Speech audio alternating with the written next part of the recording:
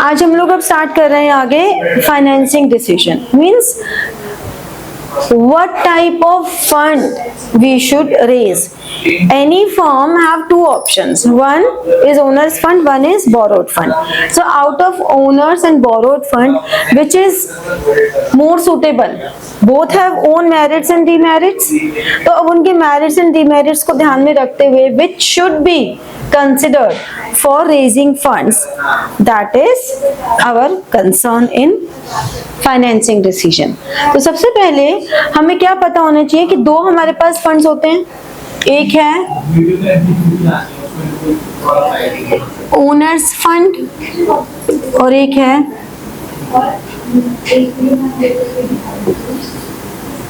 Borrowed funds. ठीक है, तो सबसे पहले फर्स्ट पॉइंट देखो, आप लोगों के पास बुक है, उसमें मेंशन है फाइनेंसिंग डिसीजन में the main source of funds for a firm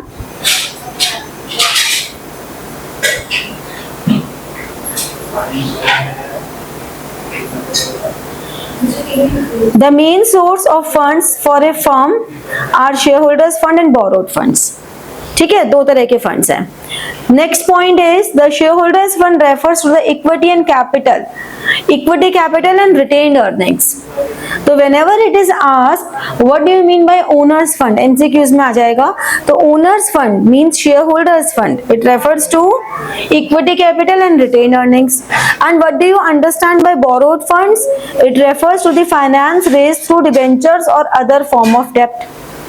तो फर्म को ये डिसाइड करना है कि दोनों के मेरिट्स डिमेरिट्स में which is more beneficial for the firm, क्योंकि बोरोड फंड्स पे हमें एक fix amount of interest every time pay करना होता है even if there is a loss. So there is a fixed obligation attached with borrowed funds. Okay, so a firm has to see that whether they have such financial condition. Like the next paragraph, the borrowed funds have to repay at a fixed time. The risk of default on payment is known as financial risk, which has to be considered by a firm likely to have insufficient shareholders to make these fixed payments. यानी कि there is a commitment, even if you have shortage of funds you have to forgo shareholders. Shareholders को आपको छोड़ना पड़ेगा, उनको नहीं दोगे और आपने डिबेंचर होल्डर्स को देना पड़ेगा. ठीक है, तो शेयर होल्डर्स के लिए कोई कमिटमेंट नहीं है. On the other hand share holders have no commitment regarding the payment and even repayment. मतलब आपको रिटर्न का भी कोई फिक्स्ड नहीं है, आपको रिटर्न भी नहीं देना एंड आपको कोई रीपेमेंट भी नहीं देनी. सो हमें ये देखना है कि what is the judicious mix. हम ये नहीं कह सकते हमेशा कि हाँ डिबेंचर्स ही अच्छे हैं, हम ये भी नहीं कह सकते कि शेयर कैपिटल ही अच्छी है. दोनों ही अच्छे हैं, दोनों के मेरिट्स डिमेरिट्स हैं, बट जुडिशियस मिक्स. तो ये जो जुडिशियस मिक्स की हम बात करते हैं तो मिक्स या हम कह सकते हैं proportionate of these two funds, owners fund and borrowed funds. ये जुडिशियस है या नहीं है ये तो बात की बात है. पहले तो हम ये देखेंगे इनका जो मिक्स है इसको हम कहते हैं कैपिटल स्ट्रक्चर. ये कैपिटल स्ट्रक्चर होता है और जब इसमें हम ये बात कर लेते हैं कि जुडिशियस होना चाहिए, जुडिशियस होना चाहिए, तो हम उसे कह देते हैं EBIT EPS एनालिसिस. जुडिशियस कैसे होगा, that will be calculated through EBIT EPS analysis and that is called trading on equity. ये सब हम पढ़ने वाले हैं अभी, मैंने तुम्हें सिर्फ एक इंट्रो दिया है. ट्रेडिंग ऑन इक्विटी या financial leverage.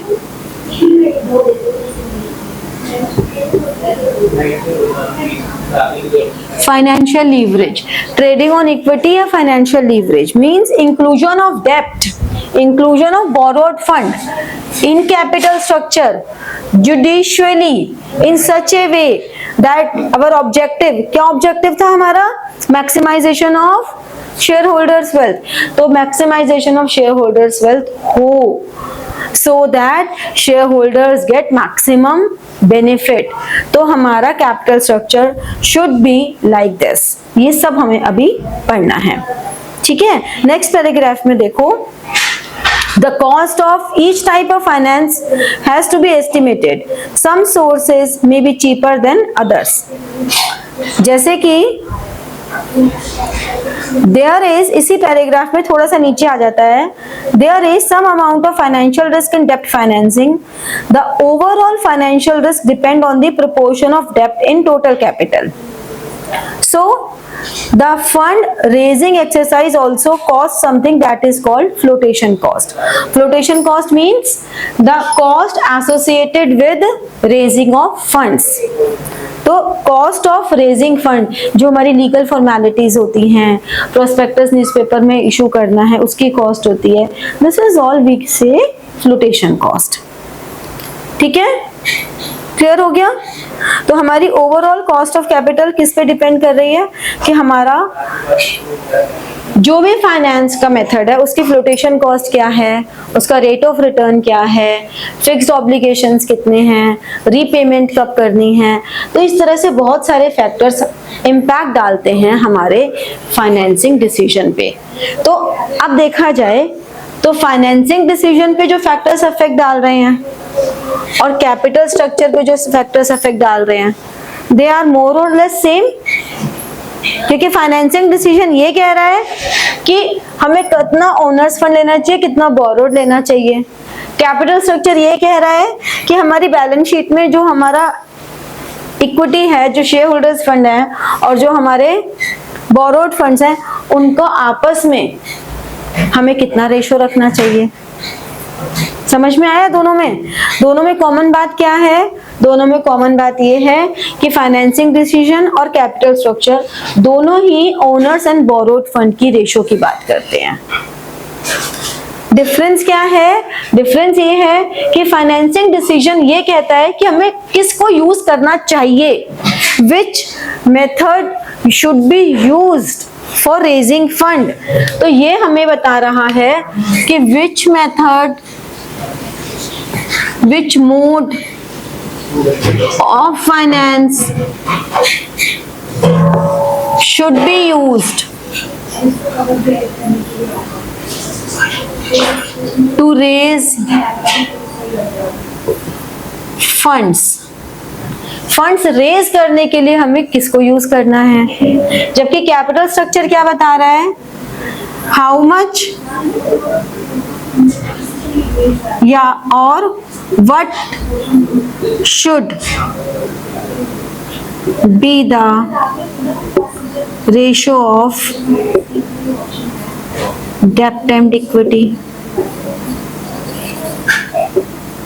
in balance sheet।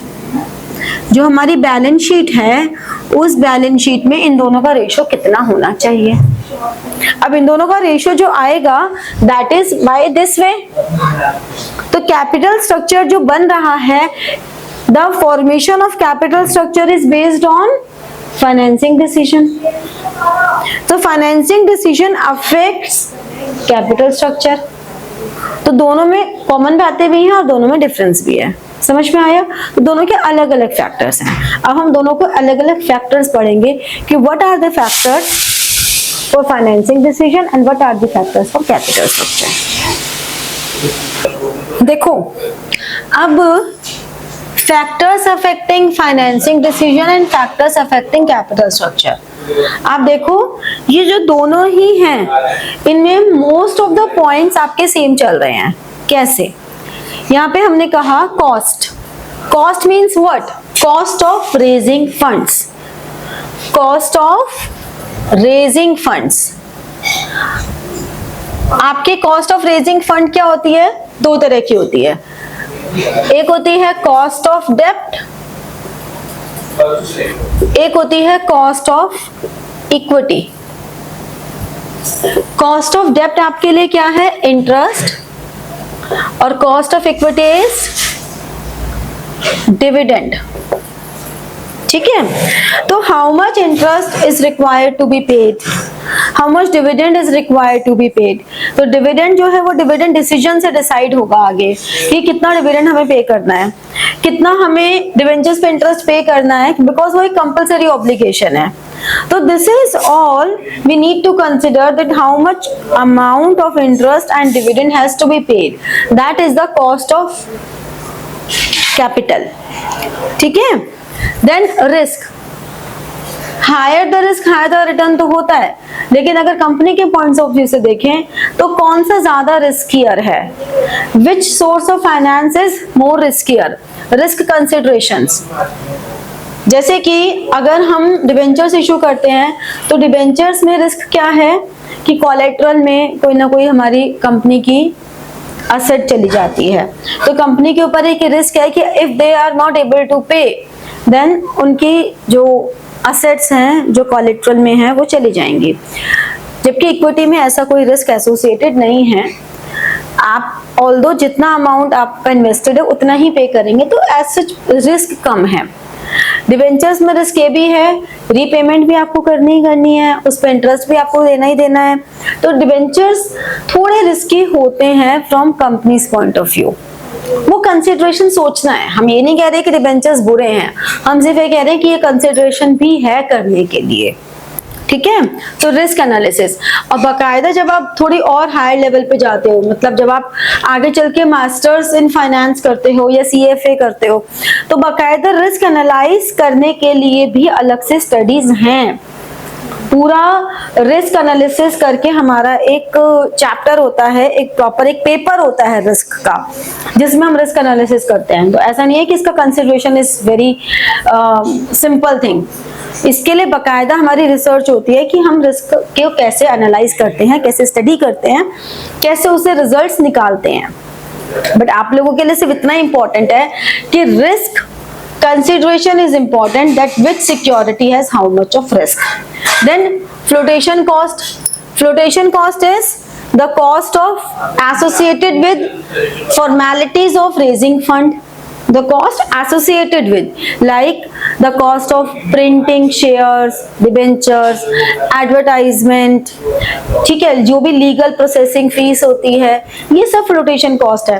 तो जनरली आपकी, हम ये नहीं कह सकते कि डिबेंचर्स में ज्यादा है या शेयर्स में ज्यादा है, but a company has to consider कि कहां पर कितनी फ्लोटेशन कॉस्ट है, वो समझना जरूरी है। ठीक है। कैश फ्लो पोजीशन, किसी भी कंपनी की कैश फ्लो पोजीशन कैसी है, मतलब अगर कैश फ्लो पोजीशन आपकी बहुत ही रेगुलर है, आपका कैश बहुत रेगुलर आता है, तो किसी भी कंपनी के लिए डिबेंचर्स इशू करना इज गुड। लेकिन अगर वो इरेगुलर है तो इक्विटी शेयर्स इशू करना इज गुड। व्हाई?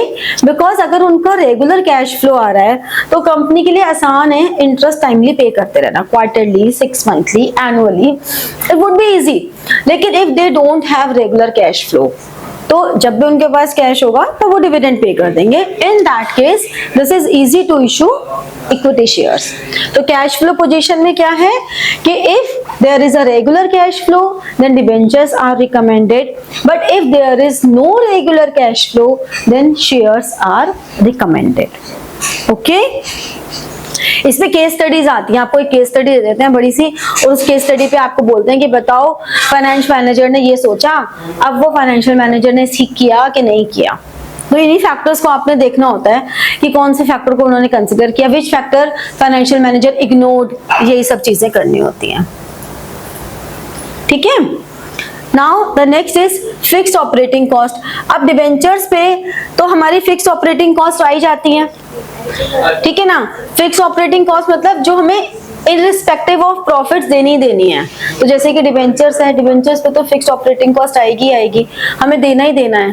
तो अगर वो हमारे प्रॉफिट्स के इतने सफिशिएंट हैं कि वो फिक्स्ड ऑपरेटिंग कॉस्ट बियर कर सकते हैं, अगर हैं तो ठीक है, आप कर दो डिबेंचर्स इशू, अगर नहीं है तो मत करो। अब फिक्स्ड ऑपरेटिंग कॉस्ट को मेजर करने के लिए, इस पॉइंट को मेजर करने के लिए हमारे पास ये रेशियोज यहाँ पर आती हैं यूज। इंटरेस्ट कवरेज रेशियो मतलब earning before interest and tax upon interest. तो जितनी रेशो हाई होगी उतना ज्यादा अच्छा होगा। क्यों अच्छा होगा? ये रेशो अगर मान लो 10 टाइम्स है तो इसका मतलब profits are 10 times of interest. ठीक है, तो interest coverage ratio is EBIT upon interest. Higher the ratio better it is. ठीक है, higher the ratio better it is. ऐसे ही डेब्ट सर्विस कवरेज रेशो क्या कहती है कि profit after interest and tax plus depreciation plus preference dividend upon fixed obligations. जितने भी हमारे फिक्स्ड ऑब्लिगेशंस है, मींस क्या आपके प्रॉफिट्स जितने भी नॉन कैश हैं, बेसिकली यहाँ पे नॉन कैश, तो जितने भी नॉन कैश हैं उन नॉन कैश ऑब्लिगेशंस को ऐड करके हमें देखना है कि क्या हमारे फिक्स्ड ऑब्लिगेशंस पूरा करने के लिए हमारे प्रॉफिट सफिशिएंट हैं। ये रेशो जितनी हाई होगी it means company is in a good position to repay. ROI क्या होता है? ये तुम्हारी अकाउंट्स के बुक 3 का भी इंपॉर्टेंट है। ROI is profit before interest and tax upon capital employed.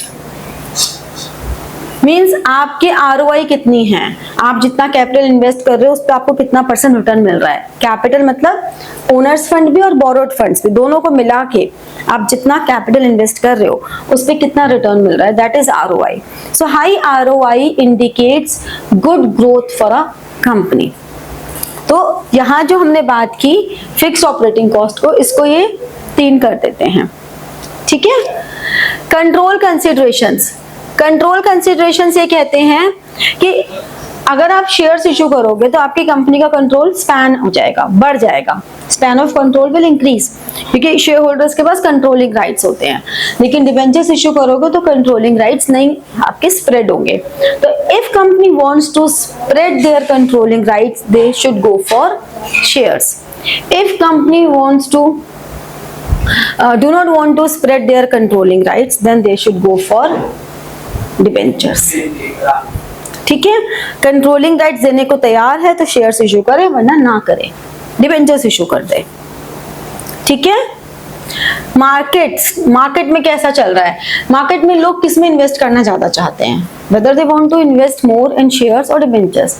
Market में अगर इन्फ्लेशनरी प्रेशर्स चल रहे हैं तो people are keen to take risk. वो लोग सोचेंगे चलो रिस्क ले लेते हैं, तो रिस्क ले लेते हैं तो वो शेयर्स इशू करना is good. But if people are conservative कि अभी हमें कोई इन्वेस्टमेंट ऐसे नहीं करनी जहाँ रिस्क हो, तो डिबेंचर्स आर गुड। ठीक है, तो ये हमारी स्टॉक मार्केट कंडीशंस हो गई। फिर जब यहाँ पे हमारी एक्स्ट्रा बच गए, जैसे कि टैक्स रेट है।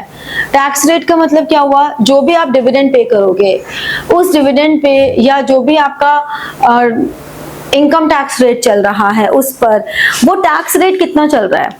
क्या हमको डिबेंचर इंटरेस्ट की वजह से कुछ टैक्स में बेनिफिट मिल रहा है, या जो हम डिबेंचर्स पे इंटरेस्ट दे रहे हैं या हम शेयर्स पे डिविडेंड दे रहे हैं उस पर जो टैक्स TDS कट के लगता है, टैक्स डिडक्टेड एट सोर्स, क्या वो कुछ हमारे शेयर होल्डर्स को बेनिफिट दे रहा है?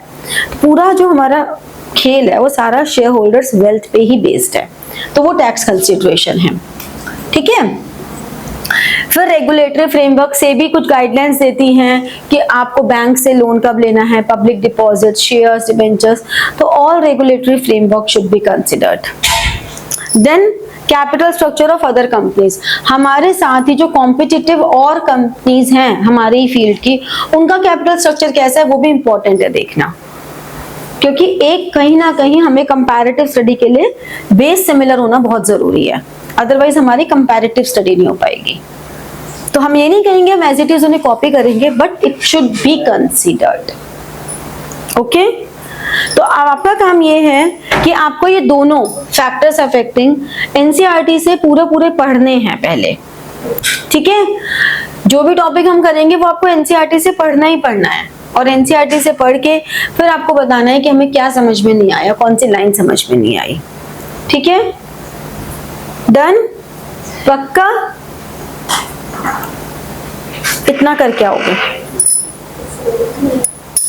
तो like, share and press the bell button for getting your notifications and comment. ठीक है, thank you.